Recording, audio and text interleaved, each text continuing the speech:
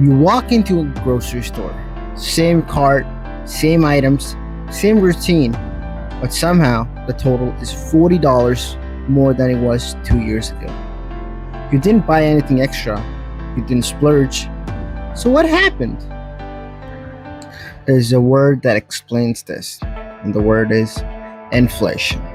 And by the end of this video, you'll understand exactly what it is, why it's happening in Canada right now, and most importantly, what it means for your wallet. Welcome back to KP Money Talks, and today we're going to talk about Money 101 and the basic term of inflation in plain, everyday language. So, what is inflation? At its simplest, inflation is when the purchasing power of your money goes down over time. Think of it this way. Imagine you had a $10 bill in your pocket in 2020. That $10 could buy you a decent lunch, a sandwich, a drink, maybe even a snack. Now, try that in 2026. You're lucky if you get the sandwich. The $10 didn't disappear, but what it can buy shrank. That's inflation. It's not just groceries either. Gas, rent, electricity, clothes. When prices rise across the board, that's inflation doing its thing. Now here's where it gets interesting. How does the government actually measure inflation?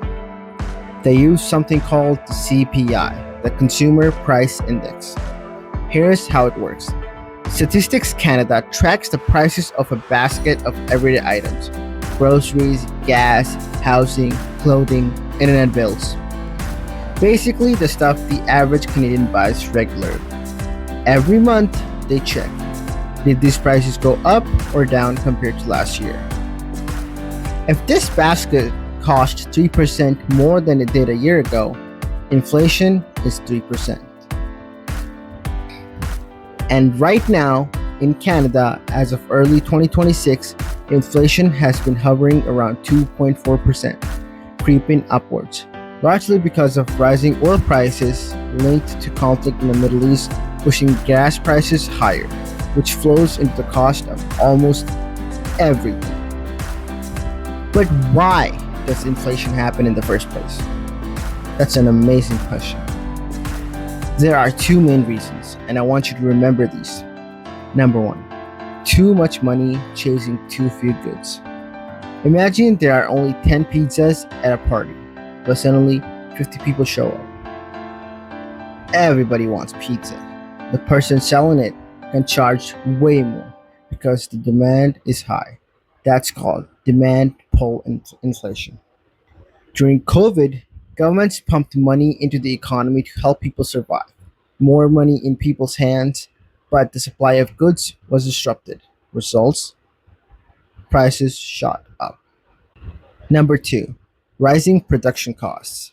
When it costs more to make something, more fuel, shipping, raw materials, companies pass that cost to you, the customer. That's called cost push inflation. Right now in Canada, both are at play. Global oil prices near $100 a barrel mean it costs more to ship goods, heat homes, run businesses, and that cost, it trickles down to your grocery bill. So what does this actually mean for you as a Canadian? First, your savings lose value if they're just sitting in basic account. If inflation is 2.4% and your saving account pays 1%, you're actually getting poorer in real terms even if the number in your account goes up. Second, your mortgage and rent are affected. When inflation rises, the Bank of Canada often raises interest rates to cool things down. Higher rates means higher mortgage payments. Third, your everyday budget takes a real hit. Groceries, gas, utilities. These aren't luxuries. When they cost more, you have less left over for everything else. But here's the good news. Understanding inflation means you can plan for it.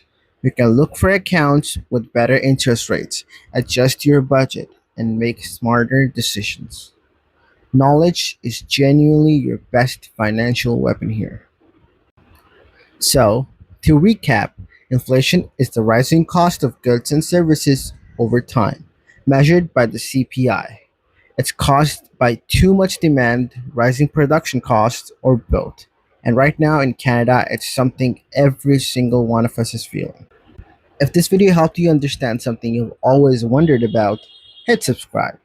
Share it with a friend who's also wondering why their grocery bill keeps rising. And I'll see you in the next one.